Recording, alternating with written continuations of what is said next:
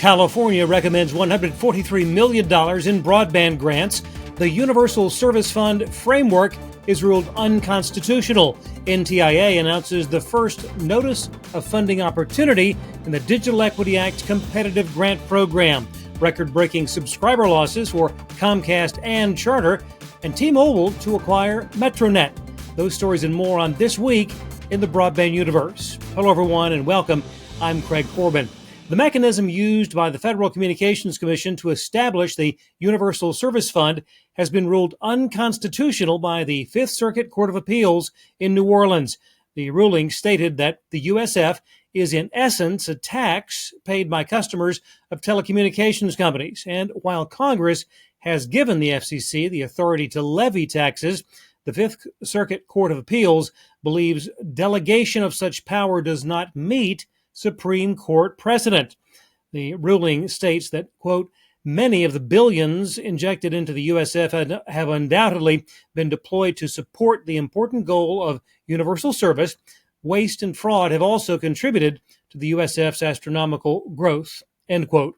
The 30-year-old Universal Service Fund supports telecom services through 4 programs: subsidies for voice and internet services in unserved and underserved rural communities, along with the Lifeline, E-Rate, and rural health care programs. NTIA this week rolled out the first NOFO from the Digital Equity Act's competitive grant program.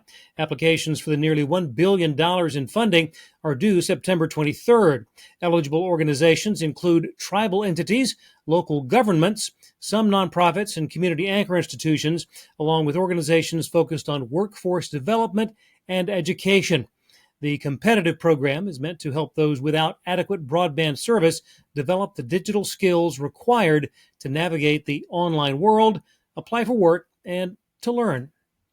A total of $143 million in broadband grants recommended this week by the California Public Utilities Commission.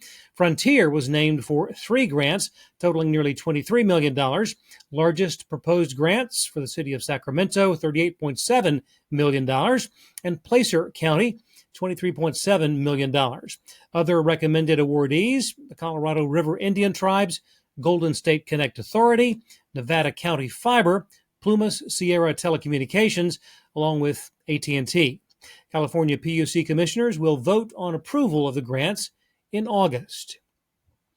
Fiber broadband provider Metronet has entered into an agreement to be acquired by the tandem of KKR and T-Mobile. Residential and fiber retail operations will transition to T-Mobile, and Metronet will become a wholesale service provider for its retail customers. Metronet serves more than 300 communities in 17 states, including the major markets in Colorado, Iowa, Indiana, Kentucky, Virginia, and Florida. The deal is expected to close during 2025. Growth for ad-supported memberships to Netflix jumped 34% during Q2 compared to 2023 numbers. Year over year, paid memberships grew more than 16% to more than 278 million. Netflix revenue up 17% to $9.6 billion.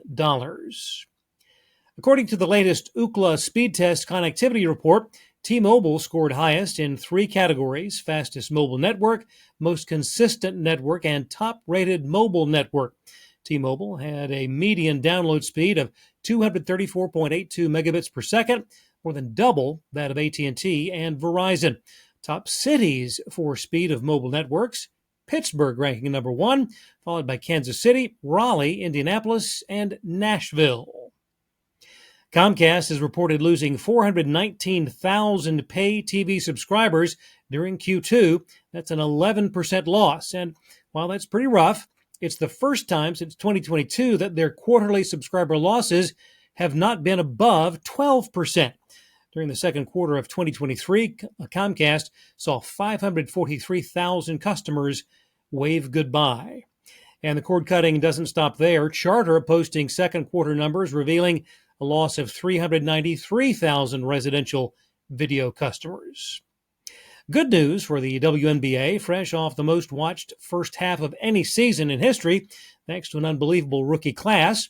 The league has quadrupled its current television deal with an 11-year, $2.2 billion contract negotiated by the NBA with Disney, CBS, Amazon, and ION. The WNBA has the right to add 2 additional rights packages. And of course, that brings us to the messy, failed renewal deal between Warner Brothers Discovery and the NBA. Warner has now filed suit against the league in New York State Supreme Court, claiming breach of contract for an unjustified rejection of their matching offer to the NBA's new 11-year deal with Amazon at $1.8 billion a season. The league has signed agreements now with ABC, ESPN, Amazon, and NBC Universal, totaling $77 billion.